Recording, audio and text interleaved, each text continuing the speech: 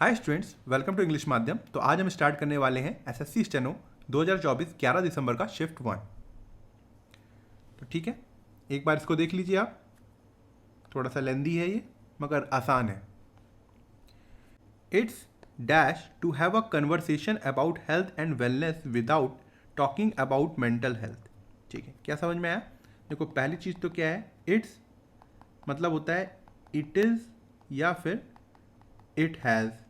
ठीक है, और एक होता है इट्स। इट्स क्या होता है? ये होता है पजेसिव एडजेक्टिव, जब हमें पोजीशन दिखाना होता है। ठीक है, तो यहाँ कंफ्यूज मत करना, ये क्या होता है? इट इज़ है। इट हैज़ हम बहुत मतलब कम ही यूज़ करते हैं, ये परफेक्ट टेंस में यूज़ किया जाता है, तो उसका मीनिंग यहाँ पे नहीं आ रहा है। तो ये क्या होगा?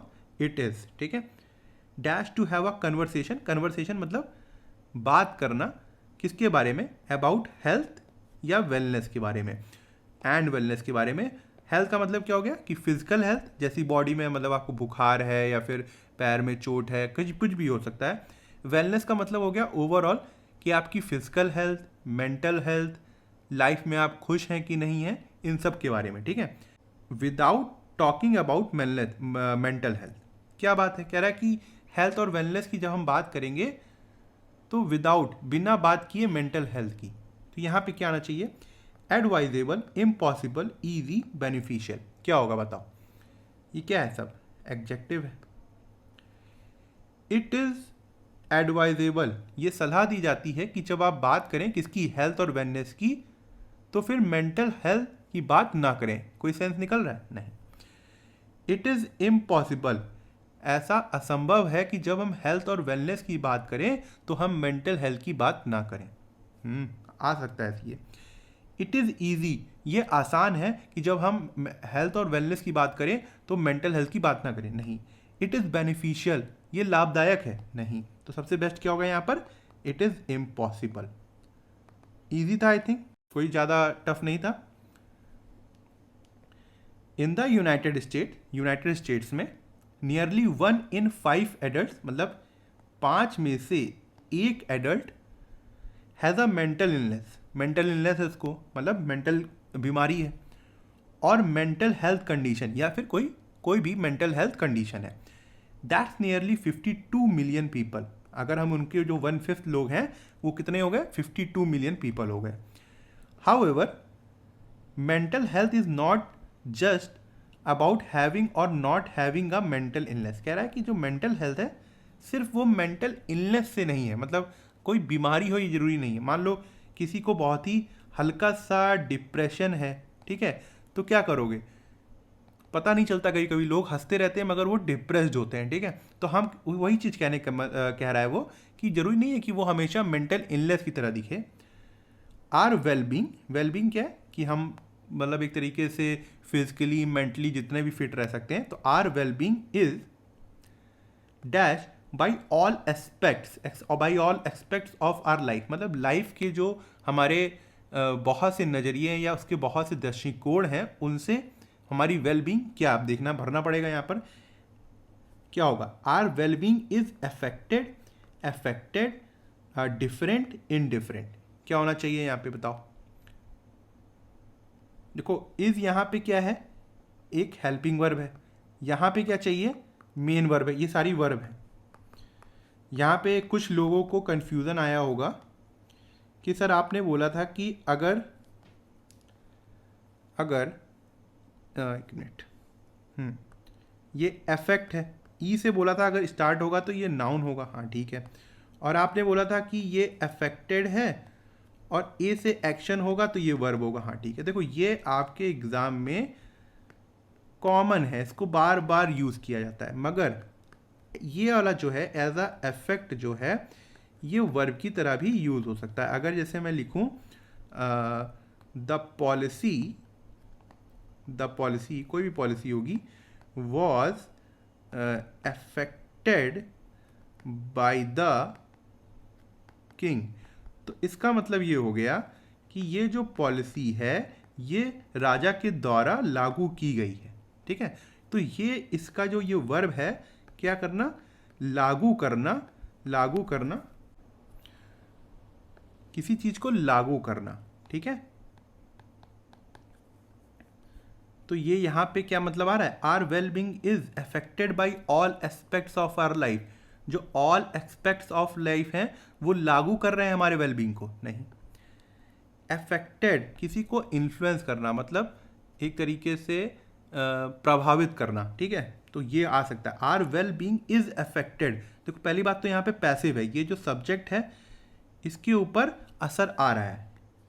एक मिनट, ये क्या है, ये है सब्जेक्ट, ये पैसिव यहाँ पे क्यों है, क्योंकि इसके ऊपर एक्शन आ रहा है। इज अफेक्टेड, वो अफेक्ट होती है हमारी जो मेंटल हेल्थ है, फिजिकल हेल्थ है, जो भी है, हमारी हैप्पीनेस है, वो अफेक्ट होती है किसके द्वारा, by all aspects of our life. तो ये काफ़ी आ रहा है। डिफरेंट का मतलब अलग होता है, सबको पता है, नहीं होता है। इनडिफरेंट का मतलब क्या होता है, अगर आपको बिल्कुल भी इंटरेस्ट नहीं आ रहा है, ठीक है, आप उदास हो, है ना, और या फिर जॉयलेस हो, तो ये इसका मतलब होता है इनडिफरेंट। इनडिफरेंट का मतलब क्या होता है, उदास व्यक्ति, ठीक है, तो ये तो नहीं आएगा यहाँ पर। तो ये क्या है, सबसे बेस्ट ऑप्शन क्या है, affected.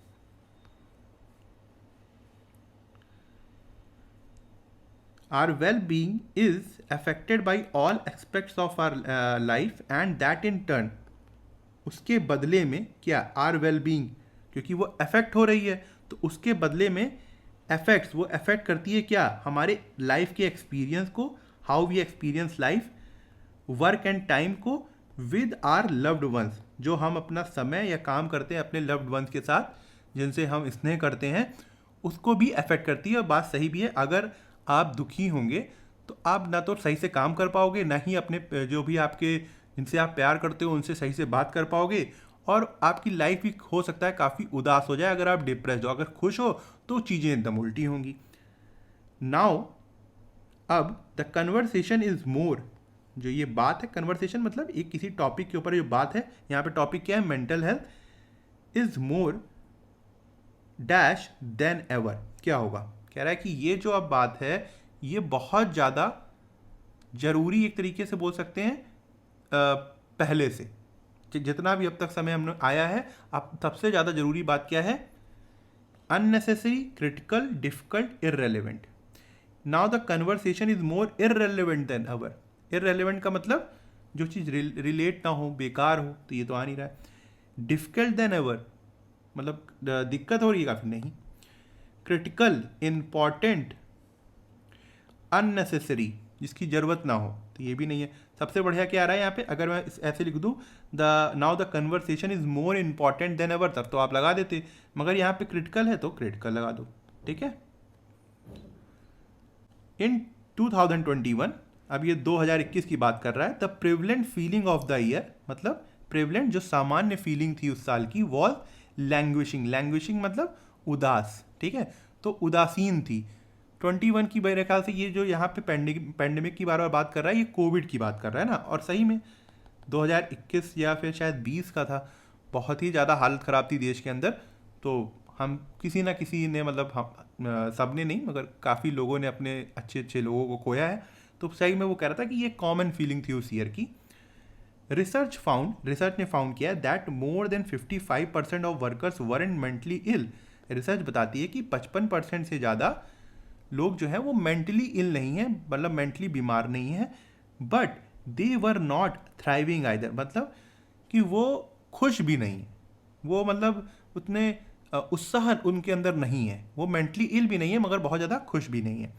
As the pandemic has brought physical health at the centre stage in an unprecedented way. Unprecedented का मतलब होता है जो चीज़ कभी पहले ना हुई हो। तो कह रहा है कि जो ये पैंडेमिक थी इसने फिजिकल हेल्थ को सेंटर स्टेज में लाके रख दिया है, जो कि पहले कभी नहीं हुआ था। इट इज़ टाइम, ये टाइम है, it is time dash look at the other major components of wellbeing. ये समय है कि हम दूसरे कंपोनेंट्स को देखें, किसके लिए, ऑफ वेलबींग, कैसे हम खुश रह सकते हैं, कैसे हमारा मेंटल हेल्थ अच्छी रह सकती है, कैसे हमारे रिलेशंस अच्छे रह सकते हैं। अब इसको भी देखने की ज़रूरत है। अब यहाँ पे बताओ फोर्थ में क्या होगा, फॉर, अबाउट, ऑफ, टू। देखो अबाउट तो होगा नहीं, अभी हमने पहले कहीं पढ़ा है, ये अबाउट हेल्थ एंड वेलनेस, किसी चीज़ के बारे में जब बात होती है तब हम अबाउट का यूज़ करते हैं, तो यहाँ पे ये चीज़ तो आएगा नहीं। फॉर कैसे यूज़ होगा, फॉर यूज़ होता है पर्पस के लिए मैंने अपने पिछले लेक्चर इसी क्लोज चेस्ट की सीरीज में काफ़ी डिटेल में बता रखा है, जिसको दिक्कत है वो जाके देख सकता है। और पर्पस और ड्यूरेशन के लिए यूज़ होता है, तो ये भी नहीं आएगा। ऑफ किसके लिए यूज़ होता है, सबको पता है कि ये पोजीशन के लिए यूज़ होता है ना, पोजीशन के लिए यूज़ होता है, तो ये भी नहीं आएगा। टू जो है वो किसी तरीके से, एक तरीके से कनेक्ट करने के लिए यहाँ पे टू यूज़ होगा। क्यों? It is time to look. अब ये क्या है, एक तरीके से इन्फिनेटिव फ्रेज बन गया, टू प्लस वर्ब की फर्स्ट फॉर्म बन गई। क्यों? क्योंकि देखो ये लिखा हुआ है इट्स टाइम, तो इसका मतलब होता है इट इज़ टाइम। यहाँ पे टाइम क्या है, नाउन है, ठीक है। अब नाउन के बारे में थोड़ा सा बता रहा है, इट इज़ टाइम, ये समय है देखने का, ये समय है देखने का। कैसा समय है, देखने का। तो ये क्या, एक तरीके से एडजेक्टिव फ्रेज है, तो इन्फिनेटिव फ्रेज। क्या बोल रहा है मैंने, किताबों में हम इसको देखते हैं कि ये इन्फिनेटिव फ्रेज है, मगर ये एक नाउन के बाद लग गया और नाउन की विशेषता के बारे में बता रहा है, तो क्या होता है, वो एडजेक्टिव होता है, तो इसको बोलते हैं हम एडजेक्टिव फ्रेज, ठीक है। ये मैंने आपको बताया समझाने के लिए कि अगर यहाँ पे टू लुक नहीं किसी को समझ में आ रहा है, तो वो इस तरीके से सोच सकता है कि जो टू प्लस इन्फिनेटिव फ्रेज है वो यहाँ पे as a adjective phrase use हो रहा है। तो यहाँ पे क्या होगा, it is time to look at the other major components of wellbeing. The conversation around mental health awareness has never been as public as prevalent. Prevalent मतलब चलन में, जो चीज़ चल रही है, जो चीज़ कॉमन है, एज प्रेवलेंट और एज इम्पॉर्टेंट। तो जो कह रहा है ये जो कन्वर्सेशन है किसके बारे में, मेंटल हेल्थ के बारे में। देखो यहाँ पे अराउंड है, तो अराउंड मेंटल हेल्थ याद रखना कि इस तरीके से हम अराउंड का यूज़ करते हैं।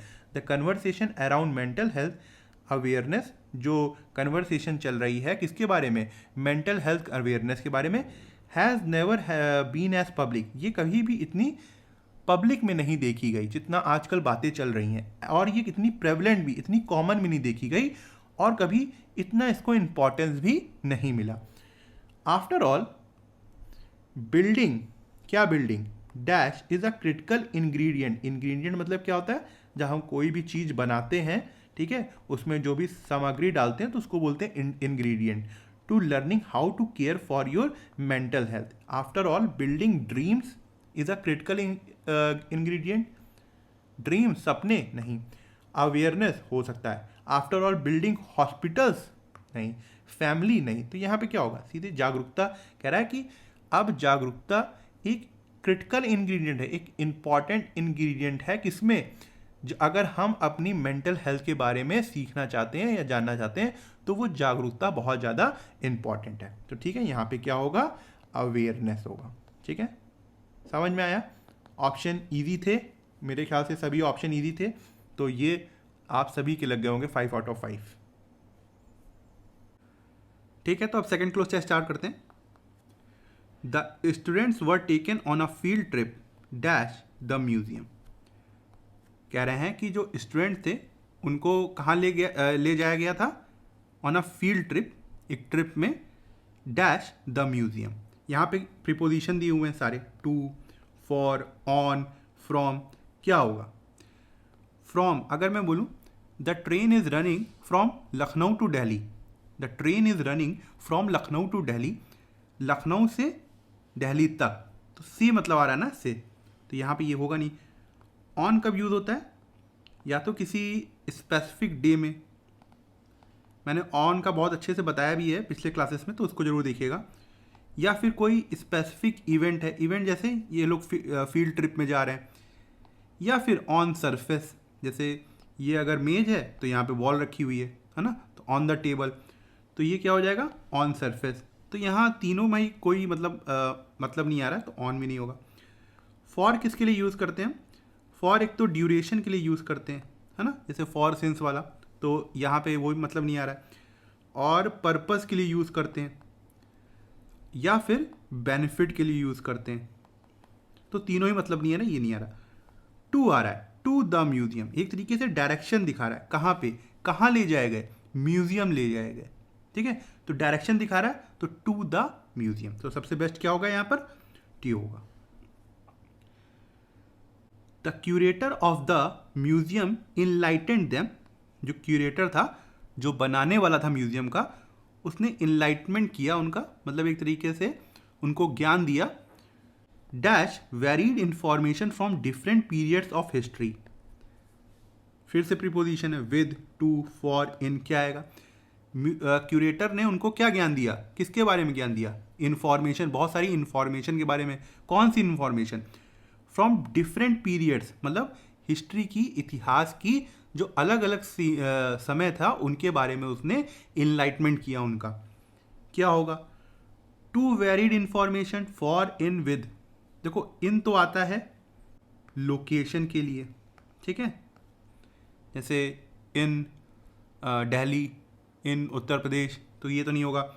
या फिर ये आता है कंडीशन के लिए, इन अ बैड कंडीशन, तो खराब कंडीशन हो सकती है, तो ये यहाँ पर भी नहीं आएगा, इन तो नहीं आएगा। फॉर बता चुका हूँ मैं पहले ही कि पर्पस के लिए, बेनिफिट के लिए, ड्यूरेशन के लिए। टू जो है वो एक तरीके से डेस्टिनेशन, जब आप डायरेक्शन जा रहे हो हैं तब शो होता है, तो यहाँ पर टू नहीं आएगा। प्रीपोजिशन है यहाँ पे टू, ये टू प्लस वर्ब की फर्स्ट फॉर्म में समझ लेना, इन्फिनेटिव फ्रेज नहीं है ये। विद मतलब यहाँ पे क्या होगा? विद होगा, इसका मतलब आता है के साथ। किस चीज़ से इनलाइटमेंट कराया गया? इन्फॉर्मेशन के साथ इनलाइटमेंट कराया गया। तो with varied information from different periods of history, ठीक है, समझ में आ गया होगा? तो साफ साफ दिख रहा था कि ये तीनों तो नहीं होंगे, तो विधि होगा। They saw the fossil fuel, they किसके लिए है? जो ये स्टूडेंट्स है इनके लिए ये प्रोनाउन है। दे सॉ द फॉसिल रिमेन्स, जो फॉसिल तो सभी जानते हैं किसके? डायनासोर के, and other extent large mammals, जो गायब हो चुके हैं, जो खत्म हो चुके हैं। कौन? Large mammal. तो उन्होंने फॉसिल रिमेन्स देखे थे किसके? डायनासोर के, और अदर एक्सटेंट, जो और किसके देखे थे? जो एक्सटेंट हो चुके हैं, जो गायब हो चुके हैं, अदर लार्ज मैमल्स के। They learn about the importance of mountain ranges, उन्होंने फिर वहाँ पे माउंटेन रेंजेस की इम्पॉर्टेंस के बारे में जाना, जैसे कि लाइक एग्जाम्पल दे रहा है Himalayas, okay. The and no article या ए। अब आर्टिकल में आपने जब पढ़ा होगा, किसी भी किताब से पढ़ा होगा, तो चीख चीख के वहाँ लिखा होगा कि भाई माउंटेन से पहले आर्टिकल आता है, क्या आता है बताओ? द हिमालयाज क्या है ये बता दो। हमारा देश यहाँ पे ऐसे है ना, यहाँ रेंजेस दी हुई है ना काफ़ी, याद है? ये बताओ ये रेंजेस जो हैं ये स्पेसिफिक है ना? स्पेसिफिक है ना? क्या लगना चाहिए यहाँ पर? ए और एन लगना चाहिए। ए और एन तो हम जनरल चीज़ों के लिए लगाते हैं, स्पेसिफिक चीज़ों के लिए लगाते हैं नहीं। आर्टिकल नहीं आएगा, ये तो एकदम ही गलत हो गया भाई। कोई प्रॉपर नाउन आ रहा है, नाउन आ रहा है, उससे पहले आर्टिकल चाहिए, क्या आएगा यहाँ पे? द आएगा। क्यों? क्योंकि जो हिमालयाज हैं वो स्पेसिफिक हैं, ठीक है, वो प्रॉपर नाउन है। तो the Himalayas. They also witness the, witness मतलब उन्होंने देखा, उन्होंने और क्या देखा? The dash of rare royal jewels. Rare royal jewels का क्या मतलब हो गया? कि जो चीज़, मतलब वो ज्वेलरी थी जो कि रॉयल फैमिली से बिलोंग करती होगी, काफ़ी रेयर थी, उन्होंने वो चीज़ देखी। That were being displayed at the time, जब वो उस म्यूजियम में दिखाई जा रही थी तब उन्होंने भी देख ली थी। क्या होगा? दे ऑल्सो विटनेस द लगा हुआ है तो यहाँ पे नाउन आएगा। इलस्ट्रेशन, मैंने पहले बताया कि इलस्ट्रेशन का क्या मतलब होता है कि आप कोई चीज़ डायग्राम से किसी को चीज़ बता रहे हो, इलस्ट्रेट कर रहे हो, समझा रहे हो, ठीक है। एक्शन सबको पता है तो यहाँ पे ये आएगा नहीं। रिएक्शन नहीं आएगा। एग्जीबिशन, अब ये देखो स्कूलों में तो सुना ही होगा, है ना? एग्जीबिशन का मतलब क्या होता है कि कहीं पे एक प्लेस होता है, वहाँ पे लोग अपनी पोर्ट्रेट लगाते हैं, ड्राइंग लगाते हैं लोगों को दिखाने के लिए। तो यहाँ पे सबसे बेस्ट क्या है? Exhibition. They saw bust of Roman empires. Bust मतलब ये होती है मूर्तियाँ, इनका मतलब होता है मूर्तियाँ। उन्होंने रोमन एम्पायर, जो रोमन के सम्राट थे, रोम के सम्राट थे, उनकी मूर्तियाँ भी देखी थी। And replicas of famous work of art. और रेप्लिकाज मतलब क्या होता है? रेप्लिका मतलब किसी की कॉपी, ठीक है। अगर आपको मैं एक इंसिडेंट याद दिलाऊं तो 2011 वर्ल्ड कप में जब इंडिया ने मैच जीता था, वर्ल्ड कप जीता था, तो क्या हुआ था? उसकी ट्रॉफी ना इनकम टैक्स वालों ने रोक ली थी। तो क्या करना था कि अब अगले दिन उसको ट्रॉफी देनी थी इंडिया को, भाई जो भी जीतेगा उसको मिलनी थी। तो क्या किया था कि BCCI ने रेप्लिका बना लिया था, ठीक है। तो वो ओरिजिनल ट्रॉफी नहीं थी जो सचिन तेंदुलकर पूरे ग्राउंड में लेकर घूमे थे, वो तो रेप्लिका था। तो वही कह रहा है replicas of famous works of art, जो भी फेमस वर्क्स ऑफ आर्ट थे उसकी रेप्लिका थी, मतलब कॉपी थी।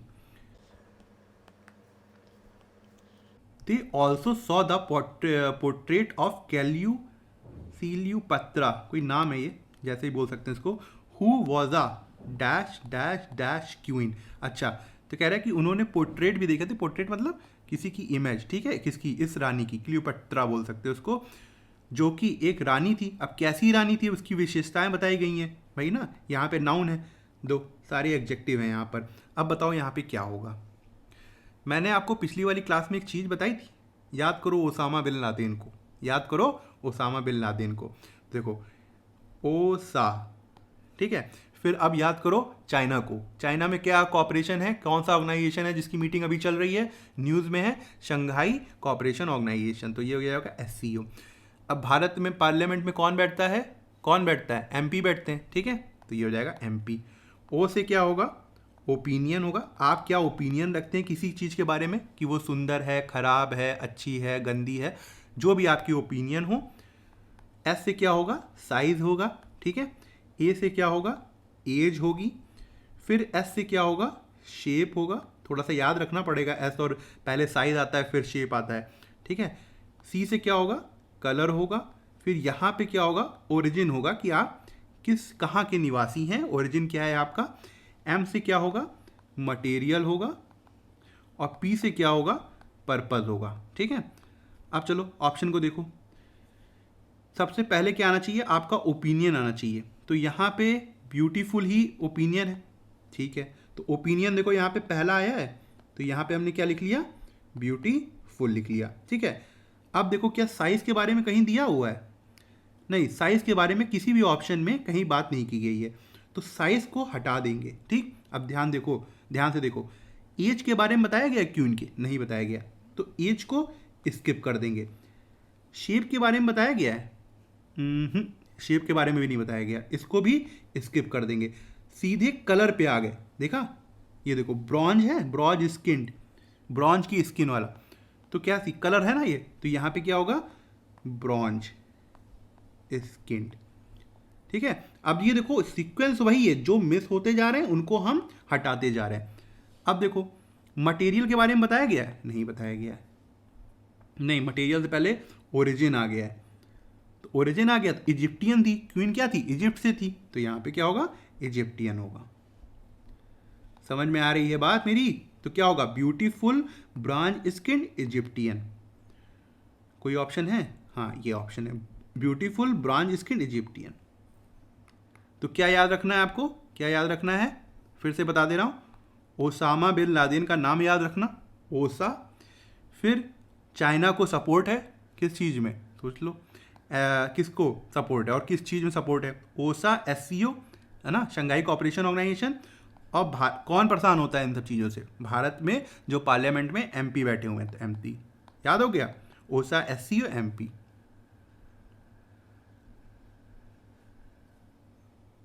तो ठीक है, अब थर्ड क्लोज टेस्ट स्टार्ट करते हैं। Climate change driven primarily by human activities, कह रहा है जो क्लाइमेट चेंज है जो कि किसके द्वारा हो रहा है, ह्यूमन एक्टिविटीज़ के द्वारा, जैसे deforestation, burning of fossil fuels, इन सब के द्वारा। Is a pressing global issue, ये एक इंपॉर्टेंट ग्लोबल इशू है, पूरे विश्व में सबसे ज़्यादा इंपॉर्टेंट इस समय, काफ़ी इंपॉर्टेंट जिसकी चर्चा हो रही है वो इशू है ये। The burning of fossil fuels releases green house gases, सबको पता है कि फॉसिल फ्यूल को जब हम बर्न करते हैं, जलाते हैं, तो वो ग्रीन हाउस गैसेज इमिट करते हैं या फिर निकालते हैं, सच है जैसे कार्बन डाइऑक्साइड एटमॉस्फेयर में, ठीक है, यहाँ तक तो सभी को पता होगा। अच्छा, यहाँ से मैंने यहाँ तक ऐसे दिया हुआ था, चलो ठीक है, यहाँ तो देख लिया ना हम लोगों ने, ऑप्शन यहाँ पे दिए हुए हैं। Into the atmosphere leading to the dash effect, जब वो कार्बन डाइऑक्साइड एटमॉस्फेयर में जाती हैं तो क्या कॉज करती हैं, लीडिंग टू द क्या कॉज करती है, कौन सा इफेक्ट कॉज करती हैं, रेड सी, साउंड, विजुअल, ग्रीन हाउस। एकदम ईजी था, सब ने लगा लिया होगा, ठीक है, तो ये क्या होगा, ग्रीन हाउस इफेक्ट होगा, ठीक है। राइजिंग टेम्परेचर, बढ़ते हुए टेम्परेचर, कॉजेस, कॉज क्या कॉज करते हैं, मेल्टिंग आइस कैप, मतलब आइस कैप्स को, जो हमारे ग्लेशियर है उनको पिघलाते हैं। जब ग्लेशियर पिघलेंगे तो क्या होगा, क्या होगा, सोचो, dash sea levels and extreme weather patterns. जब ग्लेशियर पिघलेंगे तो सी लेवल्स क्या होगा, वेपरिंग होगा, प्यूरिफाइंग होगा, इंक्रीजिंग होगा, स्टेबलाइजिंग होगा। देखो वेपरिंग का मतलब तो अपनी मतलब बहुत ज़्यादा बड़ाई करना, अपनी छोटी सी चीज़ को बहुत ज़्यादा बढ़ा चढ़ा के दिखाना, ये मतलब होता है। तो यहाँ तो कोई मतलब ही नहीं है। प्यूरिफाइंग का कोई मतलब ही नहीं है, प्यूरिफाई करना।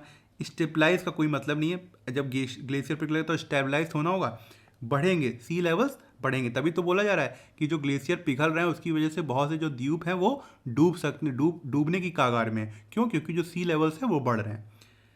और फिर एक्सट्रीम वेदर पैटर्न्स तो हम देख ही रहे हैं आजकल। मिटिगेटिंग क्लाइमेट चेंज, मिटिगेटिंग मतलब शांत करना, पैसिफाई करना। Mitigating climate change requires a dash approach. कैसी अप्रोच चाहिए क्लाइमेट चेंज को शांत करने के लिए, उसको दोबारा ठीक करने के लिए किस तरीके की अप्रोच चाहिए? Multifaceted, haphazard, narrow, trivial. Trivial देख के आपको तुरंत समझ में आना चाहिए अनइम्पॉर्टेंट, तो ये गलत हो गया। नैरो मतलब सक्रिय, तो ये भी नहीं होगा। हैपहजार्ड का मतलब क्या होता है? लैक ऑफ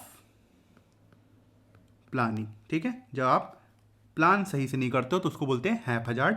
यहाँ पे नहीं आ रहा है। मल्टी फेसेटेड का मतलब ये हो गया है कि देखो मल्टी लगा हुआ है, फेस लगा हुआ है, मतलब मल्टी फेस, जिसके बहुत सारे मुंह हो। इसका क्या मतलब निकल रहा है कि ऐसी अप्रोच जिसके बहुत से, एक तरीके से क्या बोलूँ मैं, डिफरेंट फीचर्स हों। मतलब एक ही स्पेसिफिक अप्रोच ना हो कि पेड़ लगा रहे हैं तो पेड़ ही लगाते जा रहे हैं। नहीं, हमको इमिशन भी कम करना होगा, जो हम फॉसिल फ्यूल जला रहे हैं उसको भी रोकना होगा। तो ये कह रहा है कि हमको मल्टी फेसेटेड अप्रोच चाहिए, कि बहुत सी चीज़ें एक साथ वाली अप्रोच चाहिए, कि सिर्फ स्पेसिफिक नहीं कि हम फॉसिल फ्यूल को भी ना जलाएं, एफॉरेस्ट्रेशन भी करें, और जैसे नदियों में प्लास्टिक ना फेंकें। तो ये हर चीज़ अगर हम अप्रोच, सारी अप्रोचों को अगर हम मिलाएंगे एक में, तो इसको हम बोलेंगे मल्टी फेसेटेड अप्रोच। ठीक है, तो वो आज की समय में उसकी रिक्वायरमेंट है। क्या चीज़ शांत करने के लिए? क्लाइमेट चेंज शांत करने के लिए। इंक्लूडिंग ट्रांजिशनिंग, अब बता रहा है ना, मल्टी फेसेड अप्रोच के बारे में बता रहा है। Including transition to renewable energy sources, मतलब हम ट्रांजिट करें, रिन्यूएबल एनर्जी सोर्सेस की तरफ आगे बढ़ें। प्रमोट क्या करें? Promoting sustainable practices, sustainable practices को प्रमोट करें, जैसे एफॉरेस्ट्रेशन, डिफॉरेस्ट्रेशन को रोकें। ऐसी प्रैक्टिस जो सबका भला करे, इन्वायरमेंट का भी, इंसानों का भी।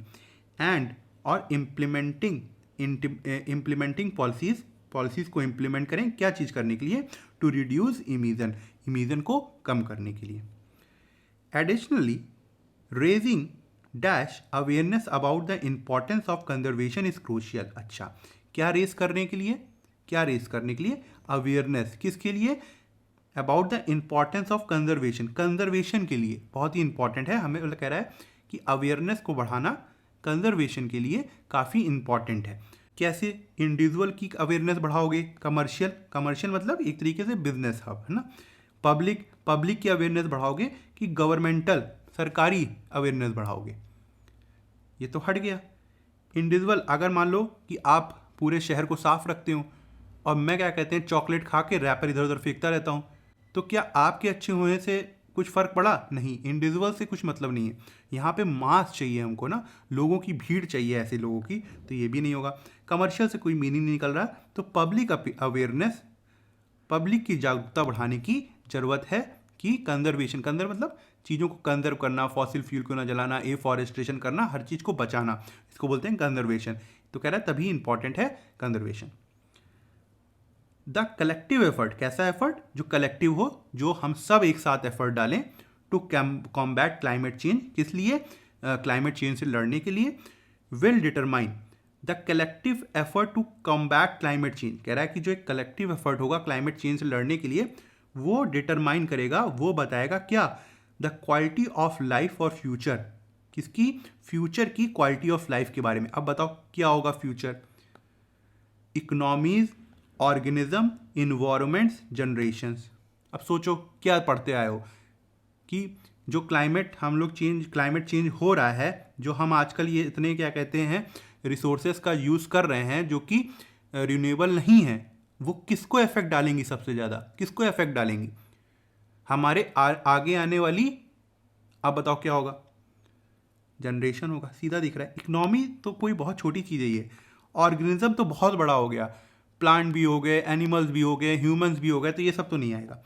इन्वायरमेंट से कोई मतलब ही नहीं है, तो सबसे सीधा आंसर क्या था, जनरेशन, जो कि काफ़ी ईजी था अगर आप लोग डेली थोड़ा बहुत भी आर्टिकल पढ़ते हैं। ठीक है, तो ठीक है, आज का लेक्चर यहीं ख़त्म करते हैं। आई होप आपको कुछ सीखने को मिला होगा, और आप कमेंट सेक्शन में ज़रूर बताइएगा कि आपको आज का लेक्चर कैसा लगा और आपको क्या सीखने को मिला। अगर आप मुझसे इंग्लिश ग्रामर पढ़ना चाहते हैं तो आप हमारा ऐप इंग्लिश माध्यम प्ले स्टोर से डाउनलोड कर सकते हैं। ऐप ओपन करते ही आपके सामने होम स्क्रीन आएगी, वहाँ पे आपको 5 ऑप्शन मिलेंगे, मेन, लाइब्रेरी, फीड, लेक्चर, पास। लेक्चर में क्लिक करते ही आपके सामने 2 वर्जन आएंगे, फ्री और पेड। पेड में क्लिक करते ही आपके सामने इंग्लिश ग्रामर का एक सेक्शन आएगा, जहाँ पे मैंने इंग्लिश एसएससी के लिए बहुत ही डिटेल में बताया हुआ है और बहुत ही सिंपल लैंग्वेज में बताया है, जो कि आपके कॉन्सेप्ट्स को और अच्छा करेगा और आपको अच्छे मार्क्स लाने में हेल्प करेगा। तब तक के लिए प्रैक्टिस करते रहिए। Thank you so much for watching this video.